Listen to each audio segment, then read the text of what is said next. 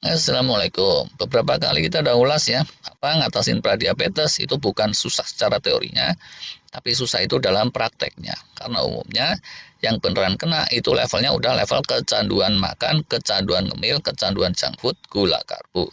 Sedangkan kalau yang levelnya belum level kecanduan, itu seringnya belum masuk kategori pradiabetes yang beneran, yaitu baru sekedar kena insiden kecil gitu dalam kehidupan. Nah, mengatasi sisi kecanduannya itu sendiri, ternyata bagian yang tersulit sih kalau menurut beberapa pakar. Sama aja lah ya, kayak orang kecanduan rokok, kecanduan minum-minum alkohol, kecanduan drug. Coba aja di googling. Gimana caranya ngatasin kecanduan? Nah, kayaknya ya cuma itu aja loh. Kalau secara teori ya, tapi meraktekinnya susah ternyata. Sehingga tidak sedikit orang itu akhirnya kecanduannya sampai selamanya.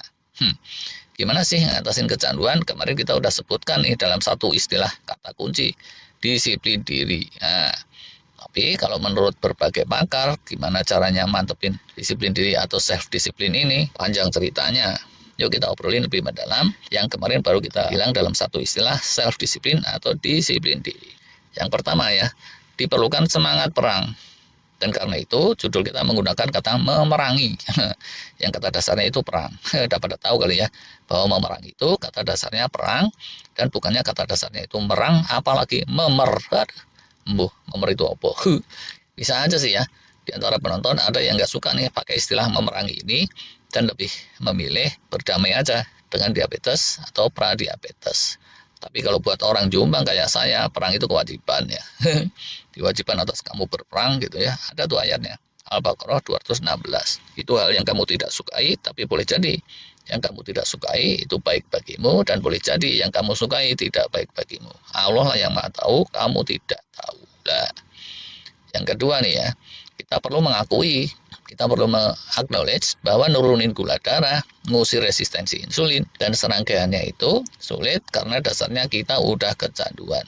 Mengakui bahwa kecanduan itu benar-benar sudah terjadi. Banyak loh kecanduan tapi nggak ngaku. Bahkan ada jurnal ilmiah yang coba menteorikan bahwa namanya kecanduan makan itu tidak ada, kecanduan ngemil itu tidak ada. Tapi ini agak naif ya, karena di jalanan kita tahu persis orang itu gampang banget kecanduan pada sesuatu.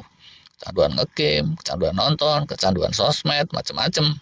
Nah, kalau kecanduan nggak ngaku, yang ada malah denial tuh, penyangkalan. Ini kansnya untuk bisa bebas dari resistensi insulin, dari kecanduan ngemil makin kecil. Sama aja kayak ketiadaan semangat perang tadi.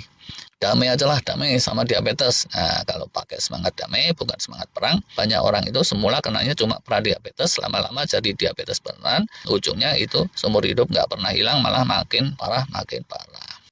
Kunci yang ketiga, ini perlu dideklarasikan. Write out your goals gitu, declare your goals. Gitu kalau kata para motivator, kayak di bimbel-bimbel itu loh ya, dapat tahu kali ya. Pokoknya saya ingin sehat sampai tua biar bisa puas main-main sama anak cucu. Nah, atau tulis gede-gede di spanduk gitu. Kami mau bebas dari diabetes atau gimana lah itu deklarasinya. Nah, kalau udah deklarasi kayak gitu tuh, orang jadi nggak gampang balik kucing. Ini tuh bagian dari teknik cuci otak yang baku. Udah dideklarasikan, terus diulang-ulang, rutin kita omongin, rutin kita umumkan pada khalayak, ujungnya lahir batin kita jadi tersugesti. Kalau mau berkomunikasi ke bawah sadar, itu kan kita nggak bisa pakai cara verbal. Bisanya ya mesti pakai sugesti kayak gini, atau pakai shock terapi, atau ya pakai cara lain yang beneran dalam jangkauannya. Kunci penting berikutnya, nomor 4 nih ya, jalanilah laku-laku batiniah, laku-laku spiritual. Teknisnya ini tentu sesuai keyakinan masing-masing ya, tapi yang jelas ini tidaklah sepele, karena bagaimanapun manusia itu ya makhluk spiritual, dan akar masalah kecanduan itu adanya di bagian dalam yang nggak bisa dijangkau dengan komunikasi verbal tadi itu. Selanjutnya lagi perlu pemantapan dukungan sosial. Kita juga mesti menyadari manusia itu makhluk sosial. Untuk melawan kekuatan besar kayak kecanduan tadi, daripada sendirian nih playing solo, manusia itu selalu dan selalu akan lebih dikdaya kalau didukung oleh kekuatan sosial. Dari sononya udah gitu tuh ya. Komunitas anti ngemil, komunitas anti diabetes, komunitas cemilan non gula karbo. Bisa apalagi tuh judul komunitasnya yang bisa diikutin. Nah, di dalam komunitas itu kita bisa saling menguatkan dan sosial powernya itu akan terus lebih muncul.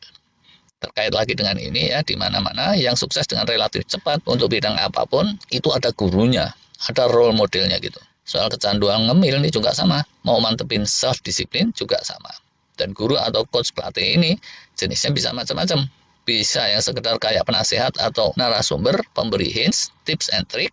Bisa juga kayak drill sergeant gitu, sersan pelatih yang ganas dunia. Atau yang gimana lagi tuh, silakan aja ini terpulang ke masing-masing. Tadi secara spiritual kita udah minta tolong sama Allah, sekarang minta tolong sama sekeliling. Ya, kalau yang konyol tuh ya, ini yang sifatnya tipu-tipu. Kalau di depan khalayak, widih, dia selalu mingkem, kayak orang paling anti ngambil dunia. Tapi kalau pas sepi-sepi, ya balik kalap lagi. Nah, ini yang kalian mau tipu tuh siapa, bro? Emangnya kalian pikir kalian bisa menipu hati nurani dan segenap sel di tubuh dengan cara itu? Ya nggak akan bisa lah. Berikutnya lagi ya, perlu ada pembentengan dan pengkondisian. Terkait dengan ini tadi ya, situasi kondusif sudah tercipta, maka situasi yang sifatnya destruktif, segala godaan itu kalau bisa dibentengin, ditepis, dikondisikan supaya sejauh-jauhnya dari kita. Hati-hati tuh dengan peer pressure gitu namanya. Ada tolan sekeliling gitu ya. Kalau gabungnya dengan komunitas anti ngemil tadi itu bagus. Tapi kalau di sekeliling senangnya tamu-tamuan, nongki-nongki, sambil cemal-cemil sana-sini. Bakalan makin berat tuh ya ngatasin kecanduan ngemil. Pancingan-pancingan juga mestinya di setel dengan baik. Niatnya mau nyetop kebiasaan ngemil, tapi di setiap pojok rumah cemilan tersedia 1001 macam, enak-enak semua lagi. Ya susah lah kalau kayak gitu. Siapkan juga terus pembelokan-pembelokan, nih kayak di jalan tol tuh ya. Emang sih dari berangkat mesti dicek kondisi rem seluruh roda. Tapi di turunan-turunan tertentu itu tetap aja tuh disediain bunker darurat. Kalau ada yang tetap kena remblong bisa membelok ke situ. Nah, dalam hal kecanduan ngemil ini juga sama. Bisa aja tuh untuk jaga-jaga disiapin misalnya telur rebus yang nyaris protein semua, atau keju tertentu, atau yogurt tawar, atau alpukat, atau minuman sehat apalah gitu. Jadi kalau kepepetnya masih nggak terlalu parah. Ini nyambung nih ke yang berikutnya. Kita mesti persisten, tapi juga jangan ngarep semuanya terjadi secara instan. Sadarilah bahwa di awal-awal itu bisa ada situasi kayak sakau gitu. Jangan dikira yang kena sakau itu cuma yang kecanduan drug.